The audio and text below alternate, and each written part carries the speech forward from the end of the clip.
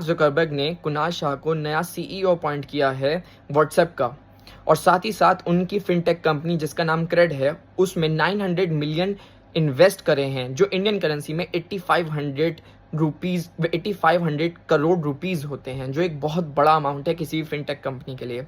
सबसे बड़ा क्वेश्चन आता है, आखिर क्यों इतना इंटरेस्ट ले रहा है मेटा इंडिया में ही इतना ज़्यादा इंटरेस्ट क्यों ले रहा है? क्यों? क्योंकि व्हाट्सएप के 500 मिलियन यूज़र्स हैं इंडिया में, जो किसी भी कंट्रीज़ के नहीं हैं, पूरे होल यूज़र्स को मिला के भी व्हाट्सएप के। ये एक बहुत बड़ा रीज़न है एक इंडियन सीईओ होने का।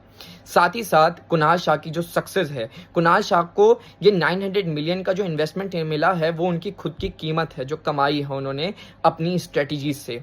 चाहे वो उनकी जो ऐप थी, फ्री चार्ज से लेकर क्रेड तक, जो उनकी जर्नी रही है, जिस तरीके का मार्केट को उन्होंने बूम किया है, जिस तरीके से वो लोगों को समझते हैं और जिस तरीके से उनकी ऐप बहुत ज़्यादा रेवेन्यू कमाती है, उनकी अर्निंग है ये।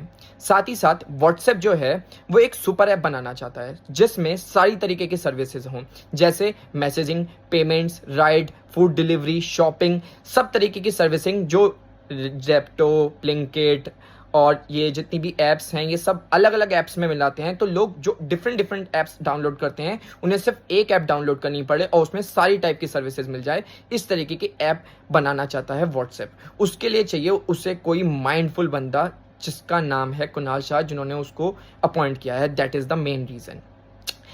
अब ये मॉडल जो है वो क्या पहले कभी किसी कंट्रीज में आया है? यस, चाइना में ये मॉडल ऑलरेडी आ चुका है ये, और सक्सेसफुल भी है, जिसमें उनकी जो मेन ऐप है उसमें वीचैट और साथ में ही अली पे नाम की, जो अलीबाबा की है नाम की, दो ऐप हैं, जिसमें इस टाइप की एक ही ऐप में मल्टीपल सर्विसेज लोगों को मिलती हैं और काफ़ी सक्सेसफुल भी है और एक बड़ा मार्केट कवर करती हैं।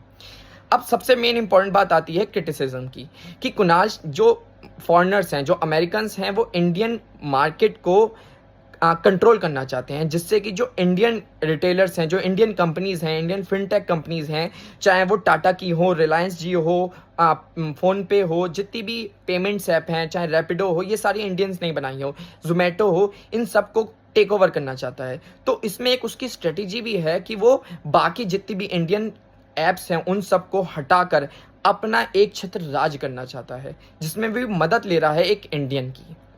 तो अब आने वाले समय में 5 से 7 साल में या फिर कुछ समय में ऐसा क्या होता है कि क्या पूरी तरीके से मार्केट चेंज होता है और व्हाट्सएप इस तरीके की ऐप लॉन्च कर पाता है, नहीं कर पाता है?